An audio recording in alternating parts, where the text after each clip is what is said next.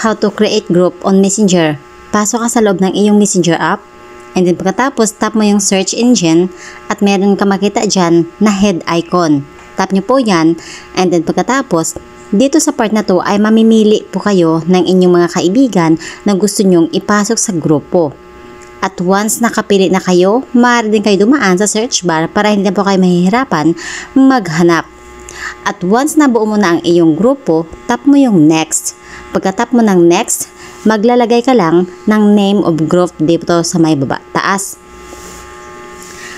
Pag natapos mo na ito gawin, tap mo lang yung create. And then automatically, well done guys, nakapagawa na po tayo ng ating Messenger group. Kuha, nakatulong ba sa iyo ang tutorial na to? At kung oo, please don't forget to hit like, subscribe, and share sa ating video. And of course, after mong gumawa guys, you can create a message or you can start your conversation inside your Messenger group. Bye!